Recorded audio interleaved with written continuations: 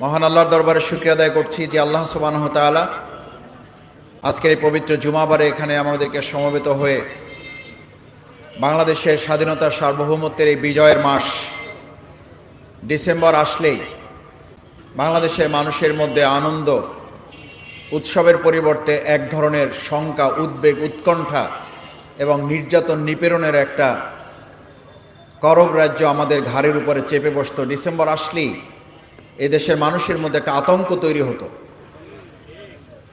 বিগত 15 বছরে ডিসেম্বর মাস মানে বিজয়ের মাস ছিল না। বিগত 15 বছর ডিসেম্বর মাস ছিল নির্যাতন নিপীড়নের মাস। বিগত 15 বছর বিজয়ের মাস মানে কোনো একজন ব্যক্তির বক্তৃতা শুনতে শুনতে এদেশের মানুষ ক্লান্ত হয়ে পড়ত। আমরা সেই বক্তব্য ধারণ করেই আজকে শুরু করতে চাই। আমাদেরকে 15 বছর দাবায় রাখার চেষ্টা করতেছেন, আমাদেরকে দাবায় রাখতে পারবা না। আমরা সেই বক্তব্য মুখস্থ করেই আপনাদেরকে শোনাইতে চাই, তুমি রিয়েলিটি মাইনা নাও, তোমার 12টা বেজে গেছে। শুধু তোমার না, তুমি যে রাষ্ট্রে বসে এখন আমাদের বিরুদ্ধে ষড়যন্ত্র করছো, সেই রাষ্ট্র তাকেও বলছি তুমি রিয়েলিটি মেনে নাও, তোমার 12টা বেজে গেছে। কারণ তোমরা আমাদের পতাকায় আগুন ধরাও নাই, তোমরা এদেশের 18 কোটি মানুষের হৃদয়ে আগুন জ্বালিয়েছ। তোমরা আমাদের হাই কমিশন ভাঙো নাই, তোমরা এদেশের 18 কোটি মানুষের হৃদয় ভেঙে চুরমার করে দিয়েছ। তোমরা আমাদের পতাকায় আগুন ধরাও নাই, তোমরা তোমাদের কপালেও আগুন ধরিয়েছ। এই আগুনের লীলাহান শিখায় পুরা সাম্রাজ্যের তছনছ আগামী দিনে জ্বালে পুড়ে ছারখার হয়ে যেতে বাধ্য হবে। সম্মানিত ভাই এবং বন্ধুগণ, প্রধান অতিথি কথা বলবেন। এই বিজয়ের মাস আসলেই মুক্তিযুদ্ধ আর রাজাকারের দুই তকমা তুলে আমাদের দেশকে বিভক্ত করার চক্রান্ত করত। এই বিজয়ের মাস আসলেই ইসলামপন্থী দাড়িওয়ালা টুপিওয়ালাদেরকে দেখে দেখে গ্রেপ্তার করে নির্যাতন নিপীড়নের চক্রান্ত করা হতো। এই বিজয়ের মাস আসলেই মসজিদগুলো, মাদ্রাসাগুলোতে আলাদা করে পুলিশ বাহিনী, গোয়েন্দা সংস্থা নিয়োগ দেওয়া হতো শুধুমাত্র দাড়িওয়ালা টুপিওয়ালাদেরকে গ্রেপ্তার করার জন্য। বাংলাদেশের মুক্তিযুদ্ধ আর ইসলামকে দুই মুখোমুখি পর্যায়ে দাঁড় করেছিল ওই ফ্যাসিস্ট আওয়ামী লীগ সরকার। অথচ আমাদের প্রিয় মাতৃভূমি বাংলাদেশের মুক্তিযুদ্ধের প্রকৃত তালিকা খুঁজলে দেখা যাবে প্রকৃত এই মুসলিম দাড়িওয়ালা টুপিওয়ালারাই স্বাধীনতা যুদ্ধে রক্ত দিয়েছে। 2024 সালের জুলাই আগস্টে রক্ত দিয়েছে আমাদের আবু সাইদ মুক্তরা। 1952 ভাষা আন্দোলনের নাম শুনলেই বোঝা যায় এদেশের ভাষা আন্দোলনে জীবন দিয়েছে, শহীদ হয়েছে কারা। শহীদ সালাম, বরকত, রফিক, জব্বারের নাম শুনলে কি বোঝা যায় যে এদেশের ইসলাম আর মুক্তিযুদ্ধ, ইসলাম আর 21শে ফেব্রুয়ারি কি সাংঘর্ষিক জায়গায়, নাকি জাতিকে ঐক্যবদ্ধ করে সবাই মিলে লড়াই করেছে। অত্যন্ত দুর্ভাগ্যের বিষয়, আমাদের সেই প্রিয় বিজয় মাসকে কলঙ্কিত করেছিল সেই ফ্যাসিস্ট আওয়ামী লীগ সরকার। এখন একটা রাষ্ট্রে বসে, প্রতিবেশী একটা জায়গায় বসে আমাদের প্রিয় মাতৃভূমি বাংলাদেশকে বারবার তারা চক্রান্ত ষড়যন্ত্রের মাধ্যমে এটাকে তারা উত্তপ্ত করার চেষ্টা করছে। আজকের এই শাহজাহানপুরের কর্মী সম্মেলন থেকে স্পষ্ট করে বলে দিতে চাই, এদেশের 18 কোটি মানুষ আপনাদেরকে জানিয়ে দিচ্ছে, কান খুলে শুনে রাখুন, বাংলাদেশকে উত্তপ্ত এবং অস্থির করে এই পৃথিবীর কেউ ভালো থাকতে পারবেন না। আমাদেরকে অস্থির করলে আপনারা অস্থির হবেন, আমাদেরকে উত্তপ্ত করলে আপনারা উত্তপ্ত হতে বাধ্য হবেন, আমাদেরকে রাজপথে নামতে বাধ্য করলে আপনারা শান্তিতে থাকতে পারবেন না। এখন চোখে চোখ রেখে কথা বলার সময় এসেছে। 5ই আগস্টের আগের বাংলাদেশ, 5ই আগস্টের পরের বাংলাদেশ এক নয়। বাংলাদেশ জামাত ইসলামী, আমরা তখনও বলেছিলাম, এখনো বলছি, ভবিষ্যতেও বলব।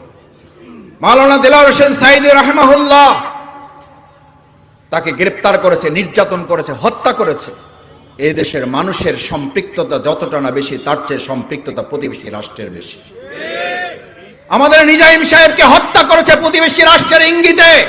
আজকেও আমাদের শহীদ সাইফুল ইসলামকে হত্যা করেছে তাদেরই চক্রান্তে। চট্টগ্রামের রক্ত এই পৃথিবীতে বৃথা যাবে না।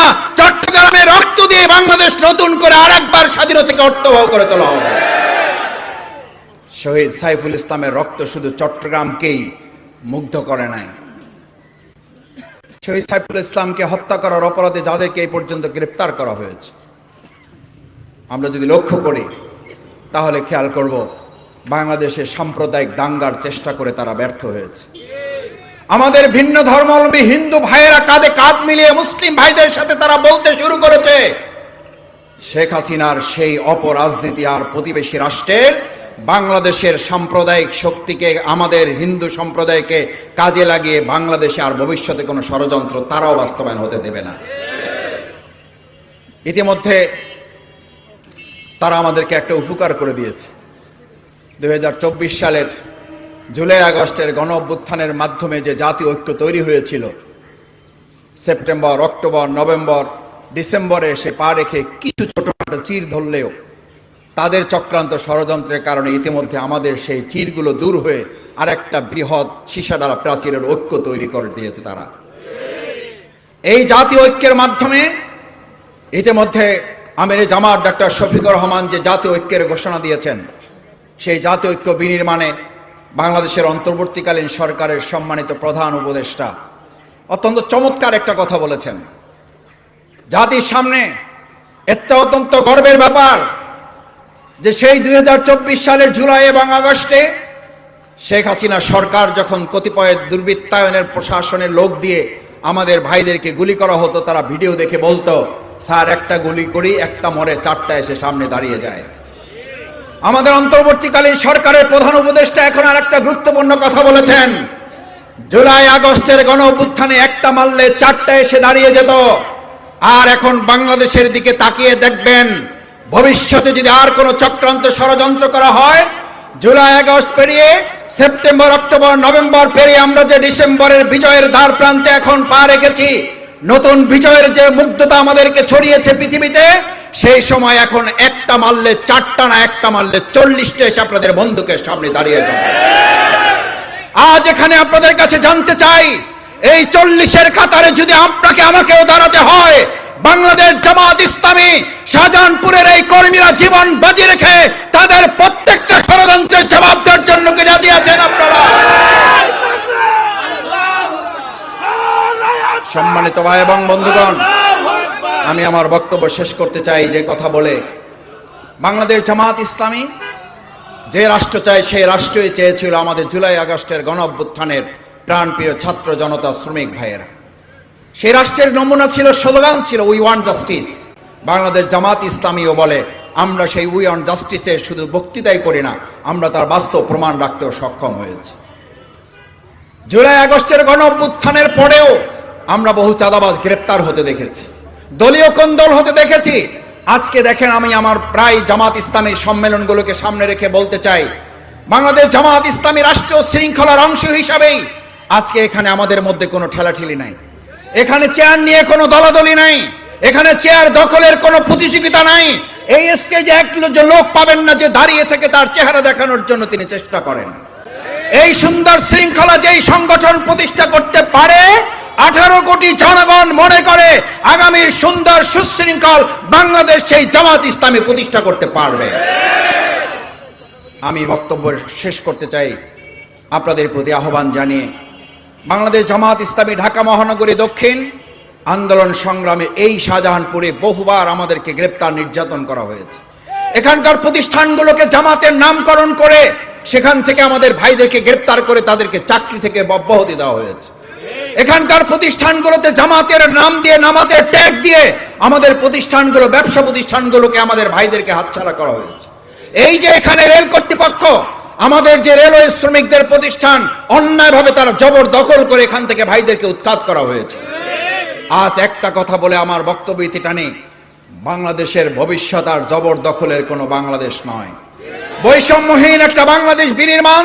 আমাদের যে আবু সাইদ মীর মুগ্ধরা জীবন দিয়েছে, বৈষম্যহীন একটা বাংলাদেশ বিনির্মাণে বাংলাদেশ জামাত ইসলামী এই কর্মীরা সিদ্ধান্ত নিয়ে আগামী দিনে ঢাকা মহানগরী থেকে শুরু করে গোটা বাংলাদেশের আনাচে কানাচে আমরা সরিয়ে দেব, সেই প্রত্যাশা ব্যক্ত করে আবারও আপনাদের সবাইকে ধন্যবাদ এবং কৃতজ্ঞতা জানিয়ে, প্রকৃত বাংলাদেশের যে বিজয় আমরা অর্জন করেছিলাম সেটাকে অর্থবহ করার প্রত্যয় এখান থেকে সিদ্ধান্ত অঙ্গীকার যদি করে নিয়ে যেতে পারি, তাহলে আজকে সম্মেলন সফল এবং সার্থক হবে।